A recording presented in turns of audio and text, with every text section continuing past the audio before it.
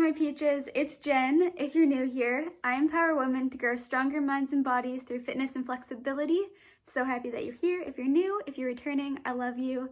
And today's video is going to be all about my experience fasting after anorexia. I know it sounds crazy, but key point here is after anorexia. I have the choice now and the ability to not fall off track even when I try out these things. And it was only until 2 p.m. It wasn't a whole day. It was literally just till 2 p.m. So let's get into it.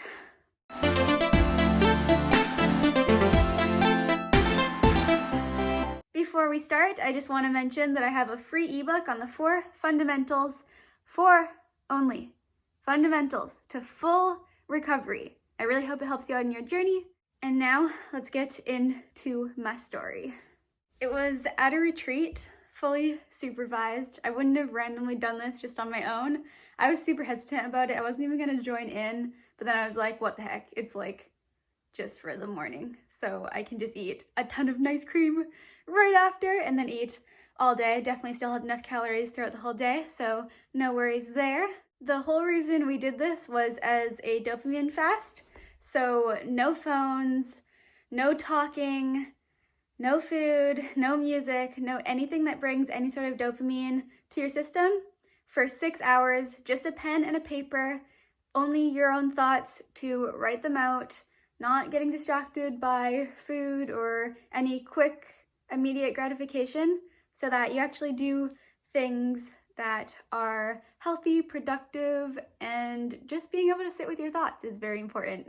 I voiced my concerns, but I think it's awesome that I'm in a place now that I have healthy coping mechanisms and that this doesn't throw me back into a spiral of an eating disorder or of even enjoying restriction at all, which I'll get into as to what my experience was like. About 7 key takeaways. This was the first one. The second one is that people also practice this as a way to exercise discipline, but the weird part, which was really opposite for me, or would have been in the past, is that eating is actually what took me a lot more discipline. Still, I find that to be key. I'm always trying to prioritize my nutrition, even if it's not very convenient. So that actually takes more discipline for me. And the other thing is that people that have anorexia typically have a genetic thing that makes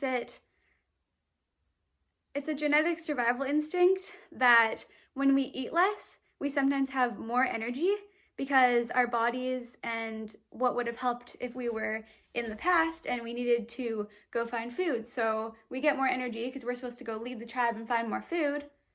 But then our mind comes in and it's like, oh, you don't need to eat food. So then we just always have really high energy and we start coping with not eating so that we can have more energy and feel better briefly. But then long term you start to feel really, really bad because your body goes into survival mode and you're literally dying.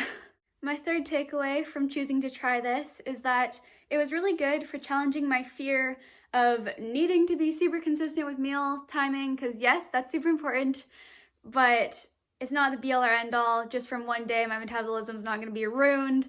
It also challenged my timing, my precision with food, any sort of rules, and it gave me the ability to also not fear losing muscle, just challenging those fears and realizing it's only 6 hours and I'm gonna get enough calories later on. So just challenging myself in that way was super good. Obviously, I didn't just magically lose muscle from that or magically make my metabolism turn to crap. So yeah. Fourth takeaway is I was actually so grateful and so happy to be able to move around. You were allowed to stretch, and I was around all these incredible people versus my dopamine fast when I was actually in hospital, not being allowed to move from the hospital bed, not having food, having it through your tube, not being able to even stretch, not being able to get up and walk, being isolated, not around any people. So I just realized how many things there are to be grateful for, and this was actually just an incredible time for me to just write out. I wrote my ebook during this time, which you can find on the 4 fundamentals for full recovery. I really looked within instead of looking without side of myself, and it was really good for me to let go of my attachment to everything that's in my phone. And that brings me to my next point. A really great thing about this is not being attached to anything to feel yourself. I found this a lot in hospital. I would get things taken away from me. I wouldn't be allowed to lift weights or do yoga for brief periods of time, but I realized that even without those things, that I'm still me, that I'm still lovable, that I can still be happy, and that I don't need to be attached to anything. I was able to go for a walk with the group, which was super nice. I had an extra long shower, did my nails, like, pretty great time. Something that really helped, which is my next point, is I gave myself permission ahead of time to just be okay with it versus stressing out about the fact that my phone was going to get taken away in the morning. I was just looking on the positive side of things, being grateful for the things that I do have, and just realizing that those next 6 hours were going to be still productive in its own way. I think when we can give ourselves permission ahead of time, it takes away all the blocks, it takes away all the resistance, there's no decision making to be done, and it will be so much easier. Another weird takeaway is that I actually didn't have hunger cues. I had them at first, which I was really happy about because I usually do get pretty hungry in the morning, but then as soon as I ignored them, they just go away completely, and that's not exactly a good thing at all. I was hoping that I would actually stay hungry more consistently because as soon as I do feed myself when I'm hungry, then I will get hungry again in a couple hours. But with this, when I'm not fueling myself and I've ignored it for a long period of time, the hunger just completely goes away. And that's an effect of my past with eating very, very little for so long. So that was really weird, but it also made it really easy for me versus everyone else around me that was really hungry the whole time, and that could have distracted them from what they were doing. But for me, I actually could focus a lot more. But that being said, I still will never ever deprive myself of food because I know even if short term I do feel better, I can focus and I feel fine, I don't even have to eat and it's so much easier, that long term I'm gonna actually be slowly killing myself, losing my energy, losing my focus, losing my clarity, having a ton of anxiety, and being depressed, and just so many other terrible things that come along with anorexia. So yeah. Next key takeaway. I actually had a lot less energy as soon as I ate.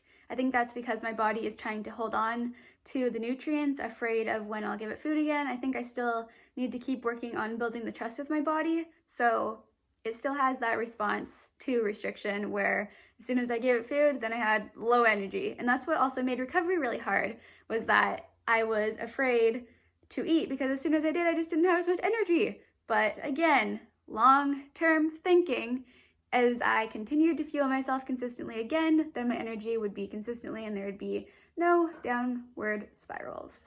I was actually feeling like pretty shaky, but then I had a pretty great workout regardless, ate a ton of food, and quickly got back to my normal self.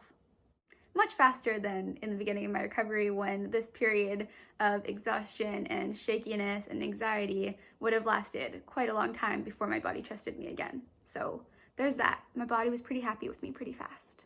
I was also really cold after, which was like a weird feeling because it felt like when I was really struggling and I was like, ooh, and I had like really high anxiety. But like I said, it went away because I continued to choose recovery, and yeah, it just made me realize how worth it is, and seeing how far I've come and that I can just turn myself around so much quicker now, that I've built that trust with my body, that I love myself enough to fuel myself, to feel good, because I know that my purpose and my mission and my entire being is so much bigger than myself, because when I look after myself, I can then show up in the world in a much bigger way for you guys.